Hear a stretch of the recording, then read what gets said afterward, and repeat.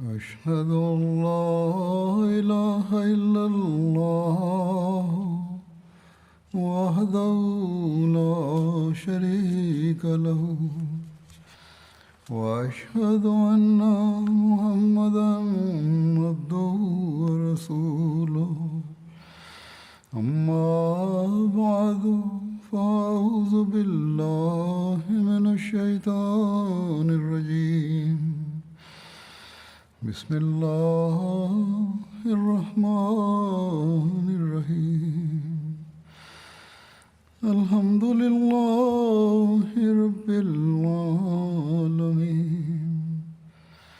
الرحمن الرحيم مالك يوم الدين إياك نعبد وإياك نستعين اهدنا الصراط المستقيم صراط الذين أنعمت عليهم غير المغضوب عليهم ولا الضالين.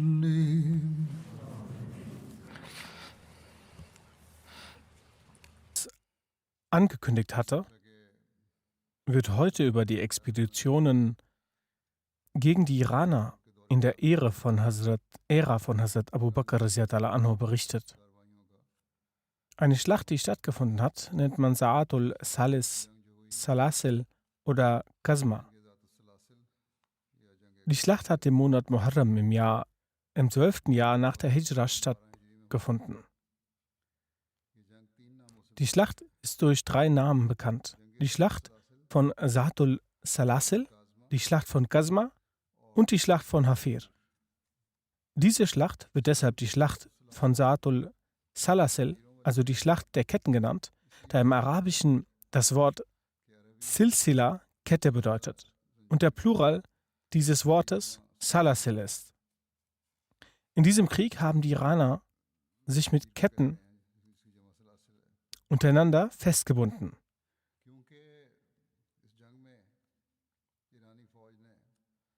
Damit keiner vom Schlachtfeld fliehen kann. Einige Historiker akzeptieren diese Überlieferung der Schlacht von Sa'atul Salasil nicht. Diese Schlacht wurde zwischen den Muslimen und den Iranern in der Nähe des Ortes Qazma ausgetragen. Daher wird diese Schlacht auch mit dem Namen Qazma bezeichnet. Qazma ist ein Ort, welcher auf dem Weg von Basra nach Bahrain an der Küste liegt. Weil die Schlacht im Gebiet von Hafir stattgefunden hat, wird diese auch als Schlacht von Hafir bezeichnet. Auf der muslimischen Seite war Hazrat Khalid bin Walid der Oberbefehlshaber der Streitkräfte. Der Oberbefehlshaber der iranischen Streitkräfte war Hormuz. Die Anzahl der Soldaten der Muslime betrug 18.000. Wie es in einigen Freitagsansprachen bereits erwähnt wurde, war Hormuz der Statthalter dieses Gebietes von der Seite der Iraner. Er war von der Stammesherkunft und von seiner Würde und Ehre höher angesehen als viele andere iranische Umera. Es war die Gewohnheit von Würdenträgern der Iraner, dass sie statt gewöhnliche Mützen zu tragen, hochwertige Mützen trugen. Jener, der aufgrund seiner Familie oder der Würde einen Rang innehatte, hat dem Rang entsprechend eine hochwertige Mütze getragen. Es wird gesagt, dass die Mütze mit dem höchsten Wert einen Preis von 100.000 Dirham hatte. Diese Mütze konnte nur jene Person tragen, die aufgrund ihres Stammes oder ihrer Würde den höchsten Rang hatte. Den Rang von Hormuz kann dadurch ermessen werden, dass der Preis seiner Mütze auch 100.000 Dirham betrug. Bei den Iranern war er sehr hoch angesehen. Jedoch wurde er im Irak bzw. im arabischen Irak mit Verachtung betrachtet. Da er gegen diese Araber im Vergleich zu allen anderen Umera die für die Grenze zuständig waren, am härtesten war und ihnen gegenüber Unrecht beging. Die Verachtung der Araber war so weit fortgeschritten, also der nicht-muslimischen Araber, dass sie, wann immer sie über die Schlechtheit einer Person sprachen, den Namen von Hurmus als sprichwörtliches Beispiel verwendeten, indem sie sagten, jene Person ist sogar übler als Hormus. Diese und jene Person ist bösartiger als Hormus. Diese und jene Person ist undankbarer als Hormus. Daher war Hormus oft von Angriffen und Streitereien seitens der Araber ausgesetzt. Auf der anderen Seite führte er auch Gefechte mit Kämpfern aus Hindustan, die mit Schiffen kamen. Bevor Hazrat Khalid bin Walid radhiyallahu anhu Yamama verließ, schrieb er einen Brief an Hurmus. Werde gehorsam, dann wirst du in Sicherheit sein. Entweder nimmst du für dich und dein Volk die Gewährleistung der Sicherheit an und beteuerst die Jizya zu zahlen, und du wirst außer dir selbst niemanden diffamieren können. Ich habe im Kampf gegen dich ein solches Volk geholt, welches nach dem Tod so trachtet, wie du nach dem Leben. Als Hurmus den Brief von Hazrat Khalid erhielt, benachrichtigte er Ardashir, den Kaiser, und stellte seine Armee auf. Mit einem schnellen Heer traf er sofort in Qasma im Kampf gegen Hazrat Khalid ein. Er überholte seine Pferde, konnte aber auf diesem Weg nicht Hazrat Khalid bin Walid finden. Er bekam die Benachrichtigung, dass sich das muslimische Heer im Hafir zusammentrifft.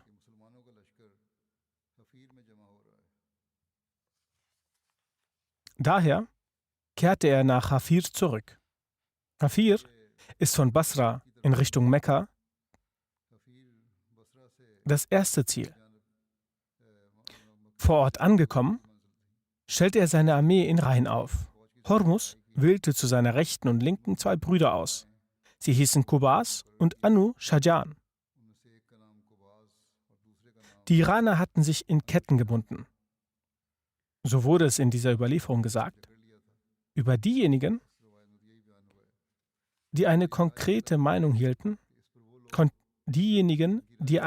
konträre Meinung hielten, heißt es, dass als sie diese Situation sahen, sagten sie, ihr habt euch selbst für den Feind in Ketten verfangen. Tut dies nicht, denn dies ist eine üble Tat. Jene, die dafür waren, sich in Ketten aneinander zu binden, antworteten, über euch wurde uns mitgeteilt, dass ihr den Gedanken hegt zu fliehen. Als Hazrat Khalid radhiyallahu anhu davon erfuhr, dass Hurmus nach Hafir kommt, nahm er seine Armee nach Qasma. Hurmus erfuhr davon und kehrte sofort zurück nach Qasma und verblieb dort. Hurmus und seine Armee breiteten sich aus und nahmen das Trinkwasser in Besitz. Als Hazrat Khalid bin Walid ankam, musste an einer solchen Stelle Halt gemacht werden, in der es kein Trinkwasser gab. Die Menschen beschwerten sich bei ihm. Sein Rufer gab laut bekannt, dass alle absteigen sollen und ihr Gepäck austragen sollen und gegen den Feind um Trinkwasser kämpfen. Denn bei Gott, das Trinkwasser wird von beiden Heeren jenem gehören, welcher standhafter und geehrter ist. Daraufhin wurde das Gepäck ausgepackt. Die Reittruppen blieben an ihrer Stelle stehen und die Fußtruppen gingen voran. Sie griffen den Feind an. Auf beiden Seiten begann ein Kampf. Allah sandte eine Hilfe. Hinter den Reihen der Muslime begann es zu regnen. Dadurch erlangten die Muslime an Stärke. Hurmus hatte einen Plan von Hazrat Khalid vorbereitet.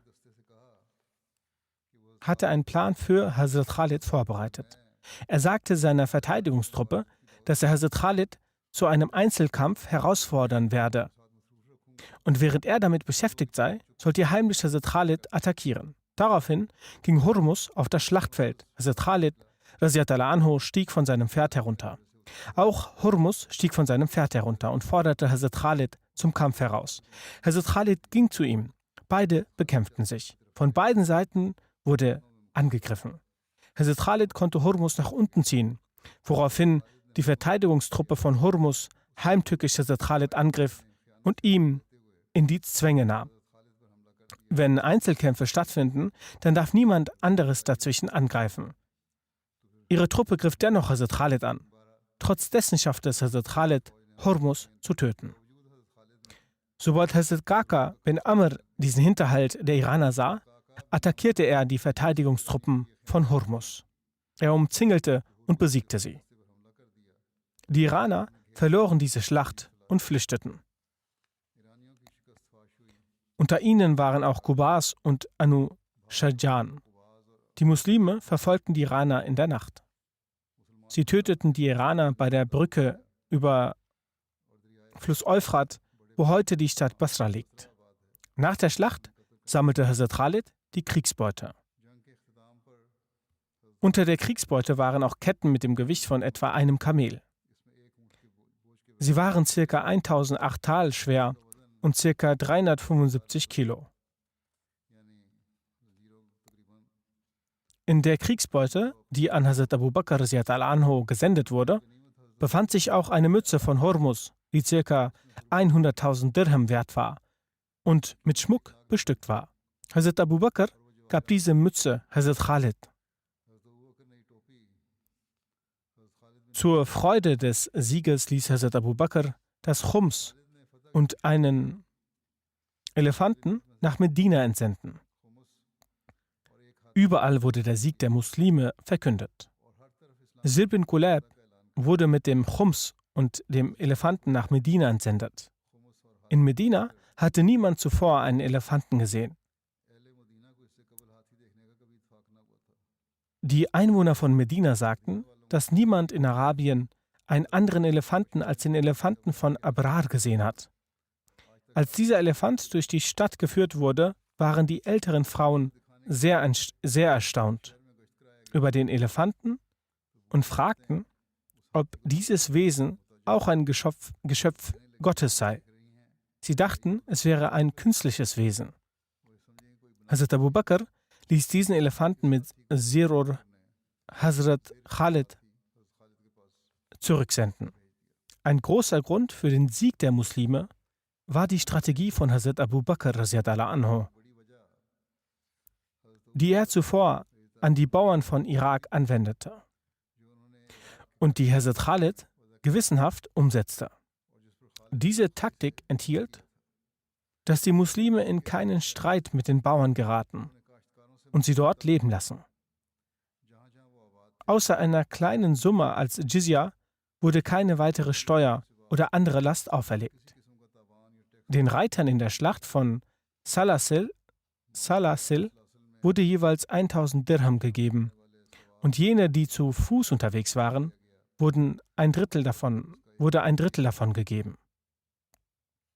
Die Schlacht von Qasma öffnete den Muslimen ihre Augen und sie erkannten, dass die Iraner, deren Herrlichkeit sie Jahre zu hören war, mit ihrer gesamten Stärke nicht mal gegen eine kleine Truppe der Muslime standhaften konnten. Die Kriegsbeute, welche sie aus dieser Schlacht bekamen, konnten sie sich nicht einmal vorstellen. Dann wird die Schlacht Ubulla erwähnt, welche im Jahre 12 nach der Hijra geführt wurde. Hazrat Abu Bakr wies Hazrat Khalid an, den Kampf im Irak mit der Schlacht von Ubulla zu beginnen, welche ein Küstenort am Persischen Golf war. Die Handelskarawanen, die aus Indien und Sind kamen, machten im Irak als erstes an diesem Ort Halt. Über den Sieg von Ubulla gibt es 2 Überlieferungen. Die erste Überlieferung besagt, dass der Ort Ubulla in der Ära von Hazrat Abu Bakr zwar erobert wurde, fiel nach einiger Zeit jedoch wieder in den Händen der Iraner und erst in der Ära von Hazrat Umar wurde dieser Ort wieder vollständig erobert. Die zweite Überlieferung besagt, dass dieser Ort in der Ära von Hazrat Umar erobert wurde. Allama Tabari hat diese Schlacht in seinem Buch erwähnt. Jedoch schreibt er danach, dass die Erzählung über die Eroberung von Ubullah in der Ära des Khilafats von Hazrat Abu Bakr entgegen der Allgemeinheit der Biografen und den authentischen Überlieferungen ist. Denn der Sieg über Ubullah sei im 14. Jahr nach der Hijra, im Zeitalter des Khilafats von Hazrat Umar, durch Hazrat Utbah bin Ghazwan eingebracht worden. In anderen Geschichtsbüchern ist die Schilderung des Krieges von Ubullah wie folgt. Ein paar Historiker erwähnen ihn in der gesegneten Epoche von Hazrat Abu Bakr, andere widerlegen dies. Nach ihnen sei es zu diesem Krieg etwa nicht in der Ära von Hazrat Abu Bakr, sondern von Hazrat Umar gekommen. Indessen findet sich in den Geschichtsbüchern die Erwähnung der Schlacht von Ubullah und dessen Eroberung in den beiden gesegneten Epochen von Hazrat Abu Bakr und Hazrat Umar wieder. Es lässt sich erkennen, dass die erstmalige Eroberung sich in der gesegneten Ära von Hazrat Abu Bakr ereignete, aber später hatten sich die Bewohner von Ubullah dank der Hilfstruppen der Seestreitkraft der Iraner aufgelehnt und folglich wieder befreit. Dann wurde Ubullah in der gesegneten Ära von Hazrat Umar erneut erobert. Wie dem auch sei, die Details des Krieges von Ubullah sind wie folgt. Am Ende der Schlacht der Ketten, Sa'd Salasil, sandte Hazrat Khalid bin Walid Hazrat Musanna zur Verfolgung der geschlagenen iranischen Soldaten hinaus. Und gleichzeitig schickte er Hazrat Maqal nach Ubullah, auf dass er dort die Kriegsbeute einsammelt und die Gefangenen in Gewahrsam nimmt. So brach Hazrat Maqal auf und kam schließlich in Ubullah an, wo er die Kriegsbeute und die Gefangenen sammelte. Später in der gesegneten Ära von Hazrat Umar erzählen sich die genauen Einzelheiten der Eroberung wie folgt. Hazrat Umar entsendete Hazrat Utbah bin Ghazwan im 14. oder 16. Jahr nach der Hijra nach Basra. Hazrat Utbah blieb dort einen Monat lang. Die Bewohner von Ubullah traten zum Kampf gegen ihn an. Es handelte sich um 500 Nicht-Araber bzw. Adschamis, die mit der Verteidigung von Ubullah beauftragt waren. Hazrat Utbah trug den Kampf gegen sie aus und bezwang sie, sodass schlussendlich die Iraner sich in die Stadt zurückzogen und Hazrat Utbah in sein Heer zurückkehrte. Allah ließ Schrecken in die Herzen der Perser eintreten. Sie verließen die Stadt, trugen ein paar Gegenstände und Mittel mit sich, überquerten mit dem Schiff das Meer und gingen so fort. Auf diese Weise wurde die Stadt leer und die Muslime traten darin ein.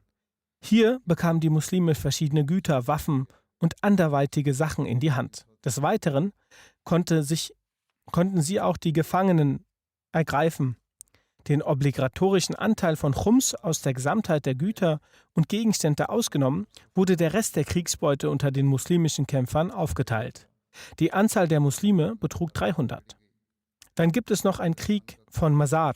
Der Krieg von Mazar ereignete sich im Monat Safar, im 12. Jahr nach der Hijra. Dieser Krieg wurde im 12. Jahr nach der Hijra ausgetragen.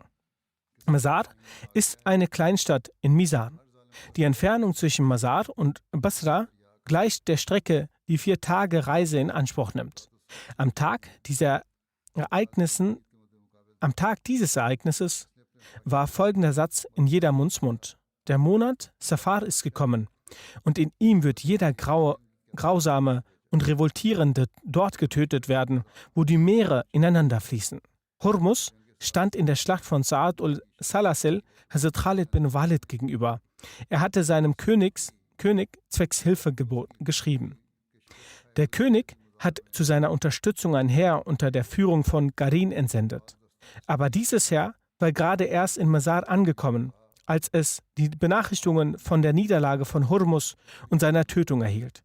Gleichzeitig trafen die geschlagenen Truppen von Hormuz in Mazar mit Karin zusammen und Soldaten einiger Truppen sagten zu den Soldaten der anderen Truppen: Wenn ihr euch heute zerstreut, werdet ihr nie wieder zusammenfinden können. Versammelt euch deshalb mit einem Male zur Wiederaufnahme des Kampfes.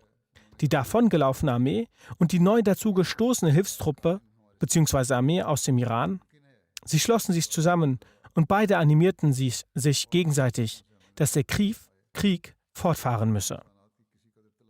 Dieses neue Heer, bestehend aus der Hilfe vom König, ist angekommen, sagten diejenigen, die geflohen sind, und dieser oberster Kriegsherr Karin ist mit uns. Es ist möglich, dass Gott uns den Sieg beschert und uns eine Zuflucht von unseren Feinden gewährt und wir einigermaßen unsere Schäden beheben können. Folglich haben sie dies gemacht, und zwar in Mazar. Karin hat die Truppe von Qubas und Anu Shajan beauftragt, die im Krieg von Sa'atul Salasil geflohen sind.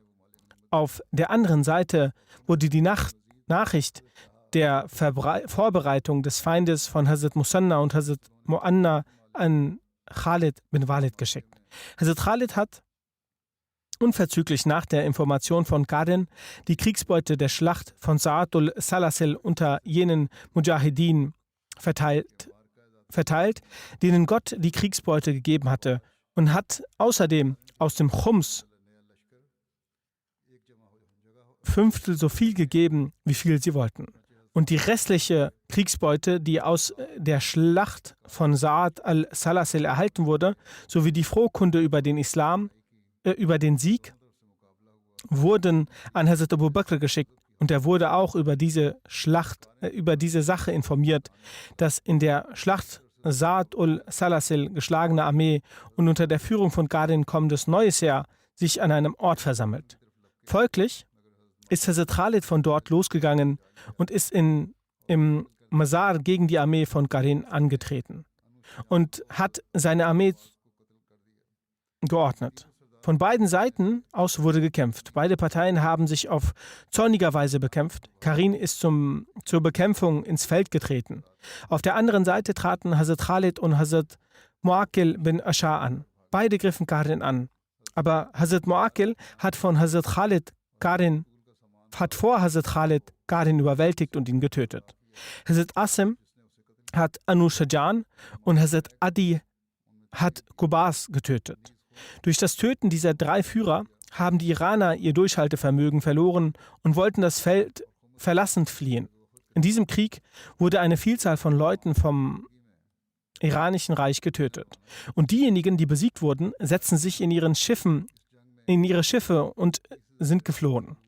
Hazrat Khalid hat in Mazar geweilt und hat die Gegenstände von jedem Getöteten dem Mujahid gegeben, der ihn getötet hatte, egal was dessen Preis war, und hat das Vieh von ihnen verteilt. Außerdem hat er aus dem Chums jenen Anteil gegeben, die eine außerordentliche Leistung gezeigt haben, und hat den restlichen Anteil von Chums mit einer Delegation unter der Führung von Hazrat Said bin Numan in Richtung Medina losgeschickt. Nach einer Überlieferung wurden in diesem Krieg 30.000 Iraner getötet, abgesehen von den Leuten, die im Fluss ertrunken und gestorben sind. Es wird gesagt, dass wenn es kein stehendes Wasser wäre, hätte keiner von ihnen überlebt. Trotzdem waren diejenigen, die sich gerettet haben und geflohen sind, so verwirrt, dass sie ihr ganzes Hab und Gut zurückgelassen haben. Nach dem Krieg haben die Teilnehmer des Krieges und die Unterstützer der iranischen Armee mit ihren Familien gefangen genommen. Unter diesen Gefangenen war auch Abul Hasan Basri. Über Abul Hasan Basri wird gesagt, dass er der Vater von Imam Hassan al-Basri war, der ein bekannter Redner aus Basra war und ein Sufi war und auch ein Muslim. Es wird gesagt, dass Abul Hasan al-Basri nach seiner Gefangenschaft nach Medina gebracht wurde, wo ihn seine Herrin freigelassen hat. Nach diesem Sieg wurde mit dem Volk ein guter Umgang gepflegt. Landwirte und all jene Leute wurden ohne jeglichen Schmerz zufügend für die Entrichtung der Jizya überzeugt. Und sie durften ihre Grundstücke und Felder beibehalten. Von diesen anfänglichen Angelegenheiten freilassend hat Hazrat Khalid auf die eroberten Ortschaften geschaut und die Sammler für die Jizya ernannt. Für die Sicherheit der eroberten Ortschaften hat der Hafir und Jisr-e-Azam, also auf der größten Brücke, Armeen stationiert. Ihr System wurde verbessert und den Truppen wurde unter der Aufsicht von verschiedenen Offizieren befohlen, sich vor allen heimlichen und öffentlichen Aktivitäten des Feindes in Acht zu nehmen und gegen sie zum richtigen Zeitpunkt anzutreten. Welchen größeren Beweis für die Expertise im Krieg von Khalid gibt es? Dass auf dem Boden Irans allein durch den Beginn seines Vorgehens die Streitkräfte Chosraus begannen überwältigt zu werden. Die Mut, Courage und Angstlosigkeit dahinschwanden. Die Schlacht von Mosar fand in der Nähe von Hera statt. Hera befindet sich in etwa zwischen Khalid und Madain. Nach der Erledigung der Angelegenheit, nach dem Krieg, widmete sich Hazrat Khalid bin Walid der Spionage der feindlichen Truppenbewegungen, damit er vorab abschätzen konnte, ob sich die Feinde nicht erneut gegen den Islam bündeln. Eine Schlacht war die Schlacht von Walaja. Die Schlacht von Walaja fand im islamischen Monat Safar im 12. Jahr nach Hijra statt. Walaja ist ein Wüstengebiet in der Nähe von Kaskar. Nach der peinlichen Niederlage der Iraner in der Schlacht von Mazar, in der große Stammesführer getötet wurden, versuchte der persische Kaiser, einen besseren geplanten Angriff gegen die Muslime zu unternehmen. Daher rief die iranische Regierung einen bedeutenden christlichen Stamm aus dem Irak namens Bakr bin Wail in den iranischen Palast und stachelte es an, gegen die Muslime zu kämpfen und formierte eine Armee. Die Leitung dieses Heeres wurde einem berühmten Reiter, Adar Zaghar, übergeben.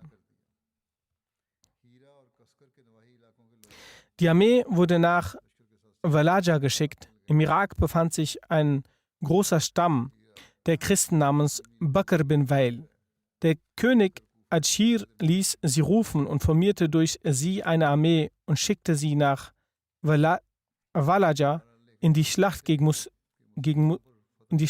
Muslime. Die Bewohner der Vororte von Hera und Kaskar und Bauern schlossen sich diesem Heer an. Hera ist eine Stadt 3 Meilen südlich von Kufa entfernt. Kaskar war ein Bezirk zwischen Kufa und Basra. Geleitet vom Gedanken, nicht dass der Ruhm des möglichen Sieges über die Muslime nur die arabischen Christen geht, schickten die Perser einen großen Soldaten, Baham Jazwe, mit einem mächtigen Heer ihnen hinterher. Als dieser persische Soldat spürte, dass er nun ein sehr großes Heer hatte, entschloss er sich, Hazrat Khalid bin Walid anzugreifen. Als Hazrat Khalid bin Walid die Nachricht bekam, dass sich die persische Armee in Walaja versammelt hatte, befand er sich in der Nähe von Basra. Er beschloss, die persische Armee von 3 verschiedenen Seiten aus anzugreifen, damit ihre Einheit gebrochen werden konnte und die persische Armee durch einen Blitzangriff in Panik versetzt wird. Er ernannte Hazrat Suwaid bin Mukarrin als seinen Stellvertreter und befahl ihn, sich in Hafir niederzulassen. Khalid selbst ging zu den Menschen, die in der tiefen Region von Tigris stationiert waren. Er befahl ihnen, stets in der Hut vor dem Feind zu sein und ja nicht träge werden und sich täuschen zu lassen. Er schritt mit seinem Heer nach Walaja voran und stellte sich dem Heer des Feindes und seiner Verbündeten.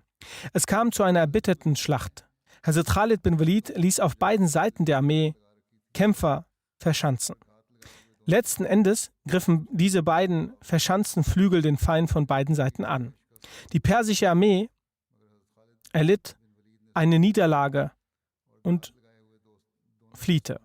Jedoch umzingelte sie Hazrat Khalid bin Walid von vorne und die verschanzten Flügel umzingelten sie von hinten derart, dass sie so stark verzweifelten, dass sie sich nicht mehr weiter um den Tod ihrer Partner kümmerten. Der Oberbefehlshaber der feindlichen Soldaten erlitt eine Niederlage und wurde letzten Endes getötet. Mit den Landwirten ging Hazrat Khalid genauso um, wie er zu tun pflegte. Er tötete also niemanden von ihnen. Er nahm nur die Kinder der Kriegsbegehrten und deren Helfer fest und lud die normalen Bürger ein, die Jizya zu zahlen und sich zu unterwerfen, was die Leute akzeptierten. Dann ist die Rede vom Krieg Ules. Der Krieg Ules fand im Monat Safar 12 nach Hijra statt. Ules war ein Dorf aus den Ambas-Dörfern in Irak. Am Tag von Walaja wurden durch die Hände von Hazrat Khalid und durch eine Niederlage der Iraner der Stamm Bakr bin Wail und ihre gleichstämmigen Christen erzürnt. Sie schrieben den Iranern und die Iraner ihnen Briefe und alle versammelten sich am Ort Ules. Abdul Aswad Ejli wurde zu ihrem Führer ernannt. Ebenso schrieb der iranische König Bahman Jazwe einen Brief dass er mit seinem Heer in Ulais erscheinen soll und sich den Leuten dort aus Iran und Arabien anschließen soll. Doch Baham Jazwe ging selbst nicht mit dem Heer. Stattdessen entsandte er seiner Stelle einen anderen angesehenen Mann namens Jahban und befahl ihn, in die Herzen der Leute Elan für den Krieg zu erwecken. Doch vor meiner Ankunft sollt ihr nicht mit dem Feind zu kämpfen beginnen, außer in dem Fall, dass sie selbst angreifen. Jahban zog nach Ulais los. Bahman Jazwe ging selbst zum iranischen König Ardashil, damit er sich mit ihm beratschlage. Doch hier sah er, dass der König krank ist. So kümmerte sich Baham Jazwe um ihn und sandte Jahban keine Anweisung. Jahban zog allein mit dem Heer für den Krieg los. Im Monat Safar erreichte er Ulais. Verschiedene Stämme und die Christen in Richtung der Orte Hira versammelten sich bei Jahban. Als Hazrat Khalid von dem Versammeln der christlichen Gruppen erfuhr, zog er los, um sie zu bekämpfen. Doch er wusste nicht, dass auch Jahban nahegekommen ist. Hazrat Khalid kam nur aus der Absicht, um gegen die Araber und Christen zu kämpfen. Doch in Ulais ergab sich eine Konfrontation mit Jahban. Als Jahban in Ulais ankam, fragten die Adschamis Jahban: Was ist Ihre Meinung? Sollen wir zuerst Ihre Kunde nehmen oder die Leute nähren? Sollen wir also den Krieg beginnen oder erst essen und nach dem Essen mit ihnen kämpfen? Jahban sagte, dass wenn der Gegner nicht vordringt, dann seid auch ihr still. Doch ich denke, sie werden euch plötzlich angreifen und euch nicht essen lassen. Diese Leute hörten nicht auf Jahban.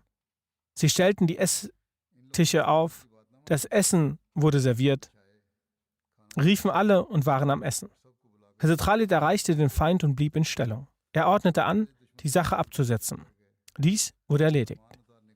Dann richteten sie sich zum Feind.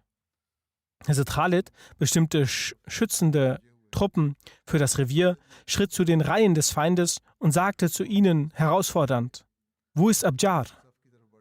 Wo ist Abdul Aswad? Wo ist Malik bin As? Alle außer Malik blieben aus Feigheit still. Malik kam heraus, um ihnen zu entgegnen. Hazrat Khalid sagte zu ihm: Was ermutigt dich, unter all diesen Leuten vor mir hervorzutreten? Wo hast du denn die Kraft, mich herauszufordern? Er sagte dies und griff ihn an und tötete ihn. So? Und die Nicht-Araber hat er, bevor diese etwas hätten essen können, vom Essplatz weggenommen. Jahban sagt zu seinen Männern: Habe ich euch denn nicht zuvor gesagt, beginnt nicht mit dem Essen? Bei Gott, ich war nie so beängstigt durch einen Krieger, wie ich es heute durch den Krieg bin. Als diese Menschen nun nicht die Kraft hatten zu essen, so haben diese, um ihre Tapferkeit noch zu retten, gesagt, dass wir nun das Essen ruhen lassen, bis wir uns von den Muslimen entledigt haben und dann frei sind. Danach werden wir speisen. Jahban sagte: Bei Allah, ich dachte, du hast das Essen für den Feind übrig gelassen. Denk bloß nicht, dass ihr Menschen siegen werdet und es dann essen werdet. Ich denke, euer Essen werden eure Feinde verzehren. Also das werden die Muslime essen, obwohl ihr es nicht wisst. Nun hört mir zu, sagt er zu den Menschen und mischt Gift in das Essen. Wenn ihr obsiegt, so ist dieser Schaden sehr gering von der Verschwendung des Essens. Und wenn der Feind obsiegt, so werdet ihr bereits eine solche Sache getan haben, weshalb der Feind sich in Schwierigkeiten geraten wird, dadurch, dass er giftiges Essen zu sich genommen hat. Diese Menschen waren von ihrem Sieg überzeugt. So sagten diese Menschen: Nein, das brauchen diese nicht, also das Gift beizugeben. Wir werden ganz in Ruhe den Krieg gewinnen und dann was essen. Hazrat Khalid hat dann die Reihe seiner Armee derart begradigt, wie er es schon zuvor in solchen Kriegen getan hat. Es kam zu einem erbitterten Kampf. Es wurde davon ausgegangen, dass die Iraner gemeinsam nach Jazba kommen werden. Deshalb haben diese besonders stark gekämpft. Denn Jahban gab ihnen die Hoffnung, dass er bereits mit dem großen Heer von Bahman losgezogen ist und dass er auch bald ankommen wird. obwohl die eigentliche Wahrheit diese war und dass er auch nicht selbst mit dem Heer kommen konnte. Er hatte auch keinen Kontakt zu Jahban gehabt. So waren gegen ihn auch die Muslime besonders wütend geworden. Es war ein sehr harter Krieg. Den Eifer des iranischen Heeres und der schwächelnden Zustand der Muslime erwähnend, schreibt ein Biograf, dass aus dem iranischen Heer zuerst die Christen angegriffen haben. Aber ihr Führer Malik bin Qais wurde getötet. Sobald er getötet wurde, hatten diese ihre Kraft verloren und diese hatten ihr Vorhaben geändert. Jahban hatte dies gesehen und hat das iranische Heer nach vorne gesandt. Die Iraner haben mit der Hoffnung, dass nun Bahman mit neuer Hilfe kommen wird, mutig weitergekämpft. Die Muslime haben immer wieder angegriffen, aber jedes Mal haben die Iraner mit besonderem Mut den Angriff abgewehrt. Am Ende hat Hazrat Khalid bin Walid die natürlichen Ressourcen unzureichend gesehen und die Hände gehoben und mit besonderer Demut ein Gebet gebetet und gesagt: O Allah, wenn du mir über den Feind Sieg gewährst, so werde ich keinen Feind am Leben lassen. Und dieses Meer wird mit ihrem Blut sich färben. In einigen Büchern steht, dass Hazrat Khalid sich geschworen hatte oder sich einen Schwur abgelegt hatte, wenn er in diesem Krieg gewinnen wird, dann wird er keinen feindlichen Krieger am Leben lassen. So hat Hazrat Khalid danach eine kriegerische Strategie verfolgend die Armee von rechts und von links befohlen, den hinteren Teil des iranischen Heeres anzugreifen. Durch diesen Angriff wurden die Iraner aufgeteilt und sie sahen nun im Flüchten und Weglaufen ihr Heil. Hazrat Khalid gab zu Befehl, dass die Feinde gefasst werden und zu Gefangenen gemacht werden sollen. Und keiner außer den Angreifern soll getötet werden. Tötet dann jene, die angreifen. Darüber gibt es auch eine Anmerkung vom Research Cell. Auch ich habe es mir angeschaut. Es scheint eine richtige Sache zu sein. Dies erklärend habe Tafsir Tabari und andere Historiker geschrieben, dass das Versprechen, das Hazrat Khalid in seiner Zeit gegeben hat, so wurden danach die Kriegsgefangenen einen Tag und eine Nacht in den Fluss geworfen, damit das Wasser mit ihrem Blut gerötet wird. Sie haben nicht nur mit den Kriegern gekämpft, sondern auch die Gefangenen getötet. Und aus diesem Grund ist dieser Fluss bis heute unter dem Namen Nahrudam, also Fluss des Blutes, berühmt. Jedenfalls scheint dies aber nicht die Wahrheit zu sein, dass die Gefangenen getötet und deren Blut in den Fluss geworfen wurde. Die Geschichtsschreiber waren hier wohl ungenau bzw. haben Übertreibung angewendet. Es ist stark möglich, dass jene Köpfe, die in den islamischen Kriegen absichtlich Geschichten der Folter und Tyrannei verbreiten, wo immer sie die Möglichkeit hatten, von sich aus solche Geschichten erfanden. Unter den Geschichtsschreibern gab es auch einige Feinde, die Feindschaft oder Hass hegten, die gegen die Muslime so etwas schrieben. Diese könnten geschrieben haben, dass die Gefangenen ermordet und in die Flüsse geworfen wurden. Doch jedenfalls scheint es so auszusehen, dass so etwas hinzuerfunden wurde, damit durch Hinterhalt und Betrug vor den Menschen dargestellt werden konnte, dass schaut, wie die Muslime Folter und Tyrannei angewendet haben und unbewaffnete Gefangene ermordet haben. Allerdings war die Tötung von Gefangenen entsprechend den damaligen Gesetzen und Regeln und angesichts der gängigen Kriegsregeln keine tadelnswerte Handlung. Doch insbesondere in den islamischen Kriegen entsprechend dem gesegneten Versprechen des heiligen Propheten, Friede und Segen Allah seien auf ihm, und der Versprechen der Khilafat Rashidin, fand so etwas in Wirklichkeit auch nicht statt, dass Gefangene auf diese Weise ermordet wurden. Obwohl es in den Kriegen eine Anzahl von Tausenden und Zehntausenden Toten gab, waren diese aber all jene, die im Zustand des Krieges getötet wurden. Analysiert man die Kriege eines Anführers wie Hazrat Khalid bin Walid, so sieht man, dass auch er, soweit es möglich war, auf dem Schlachtfeld das Leben eines jeden Menschen verschonte, der die Waffe niederwarf oder Gehorsamkeit akzeptierte. Und für jeden Getöteten kann trotz der Märchen der Geschichtsschreiber durch Recherche eine schlagkräftige Ursache und Gründe dafür gefunden werden.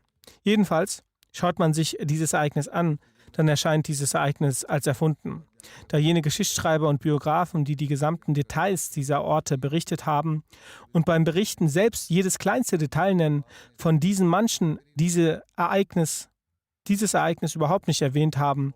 Und dies ist ein Beweis hierfür, dass es erfunden ist und ein Autor ist, der eine sehr liberale Meinung innehält, dass er bei der Geschichtsberichtung bis eine solch tadelswerte Grenze geht, dass ihm nicht zugestimmt werden kann. Auch er schreibt nach der Erwähnung dieses Ereignisses: Die Überlieferer haben bei dieser Erzählung eine neue Stufe der Lügengeschichten erreicht. Es ist richtig, dass Khalid die Gegner des Islams tötete und hart war, dass Qaqa und seine Mitstreiter dies nicht ansehen konnten. Dieses Ereignis hat auch ein Autor erwähnt. Die Gefangenen wurden zwar unter strenger Beobachtung gehalten, aber dass sie ermordet wurden, ist nicht korrekt. Aus der Schrift eines anderen Autors geht hervor, dass die Iraner nicht in den Fluss geworfen wurden, nachdem sie getötet wurden. Er schreibt, Hazrat Khalid griff sehr schnell und tötete. Hazrat Khalid griff schnell an und tötete die Christen und vernichtete die Reihen der Iraner so, als wären sie aus Lehm und nicht Menschen aus Fleisch. Weil die Iraner über das Gebiet länglich verteilt waren, bildeten sie einen Halbkreis. Sie schritten voran und kesselten die Muslime ein. Nun war die Lage eine solche, dass um die Muslime herum Iraner und Christen aus Arabien waren und mit Elan kämpften. Aber der Elan, mit dem Muslime kämpften, war nicht in den Christen vorzufinden. Jeder Muslim wurde zu einem Löwen und schnitt mit starken Angriffen Christen wie Gras. Auch wenn Iraner Muslime verletzten und töteten, aber wenige Muslime fielen, und wenn einer verletzt wurde, kämpfte er entschlossen weiter. Iraner starben so, dass das Feld voll mit ihren Leichen war, und die Iraner, die verletzt wurden, verließen das Schlachtfeld. Muslime kämpften so sehr, dass sich auf ihrer Kleidung Blutflecken bildeten. Also Khalid bin Walids Kleidung ging es genauso. Der Boden war bedeckt mit dem Blut der Iraner und das Blut floss wie Wasser. Dann hatten die Iraner die Erkenntnis und rannten, ohne zu denken, und die Muslime folgten ihnen und töteten und verhafteten diese. Die Iraner rannten so unüberlegt, dass Tausende ihrer Kämpfer in den Fluss fielen und ertranken. Als die Iraner weit weggingen, gingen die Muslime zurück. In dieser Schlacht starben 70.000 Iraner und 138 Muslime. Es ist auch erstaunlich, wie Muslime eine so hohe Anzahl an Iraner getötet haben sollen, schreibt ein Historiker. Durch diese Einsicht ist auch klar erkennbar, dass wenn der Erzählung der rötlichen Färbung des Wassers Glauben geschenkt wird, dann kann diese auch auf die verletzten Soldaten, die ertrunken sind, zurückzuführen sein. Es kann auch gesagt werden, dass sich Übertreibungen in dieser Erzählung gemischt haben, auf dessen Grundlage es Menschen möglich war, die Schlachten des Islams und Hazrat Khalid bin Walid als Person anzugreifen. Die Muslime wurden beschuldigt, solche Grausamkeiten während des Krieges auszuführen. Den Rest weiß Allah am besten. Aber äußerlich sieht es so aus, dass dies eine Anschuldigung ist.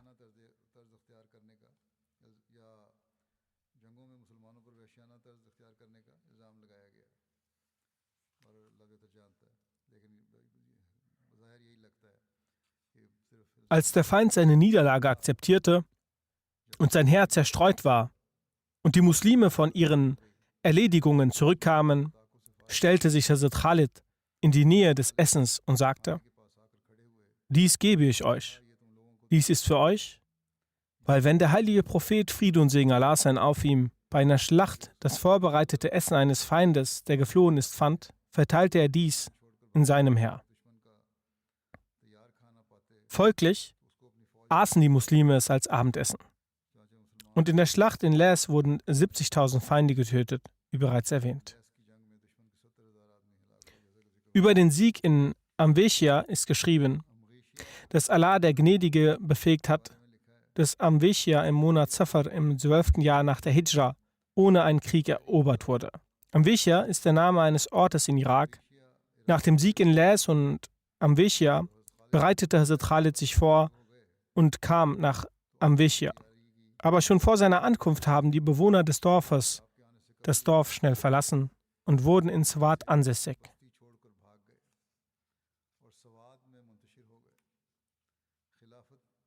Die Dörfer in Irak, die von den Muslimen während der Zeit vom Khilafat von Umar anhu erobert wurden und sie aufgrund der grünen Felder Swat genannt haben. Hazrat Khalid befiel Amvechia, um die Umgebung einer Ordnung zu unterziehen. Amvechia war so groß wie Hera. Und Läs war der Militärstützpunkt in dieser Ortschaft. Die Muslime haben nach dem Sieg in Amvechia so viel an Kriegsbeute erhalten, wie es seit der Schlacht von Sa'atul Salasil nicht gab.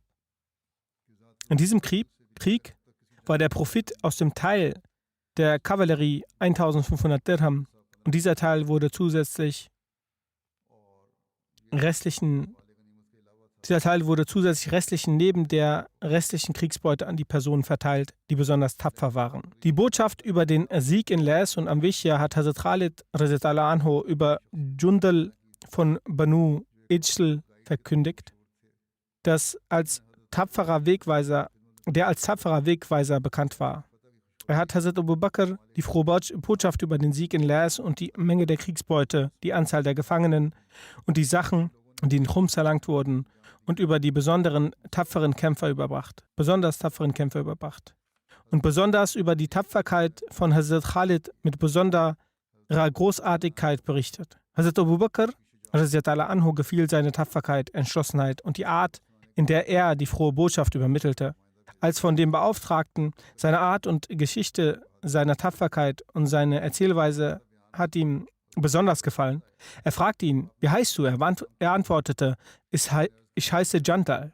Hazrat Abu Bakr erwiderte, sehr schön. Er wies an, ihm aus den Gefangenen eine Gefangene zu geben, durch diese er auch Nachkommen erhielt. Ebenso sagte Hazrat Abu Bakr zu diesem Zeitpunkt, dass nun keine Frau eine Person wie Hazrat Khalid bin Walid zur Welt bringen könne. Die Erwähnung wird inshallah fortgesetzt.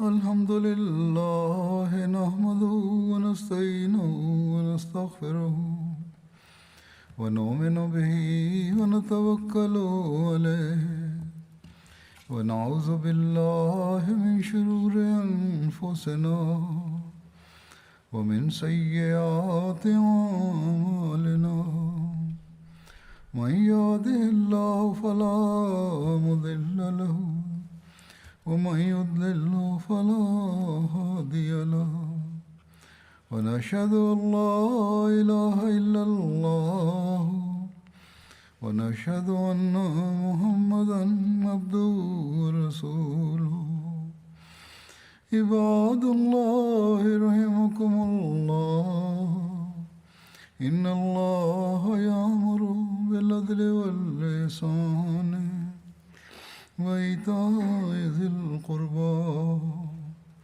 وينهى عن الفحشاء والمنكر والبغي يعظكم لعلكم تذكرون اذكروا الله يذكركم وادعوه يستجب لكم ولذكر الله أكبر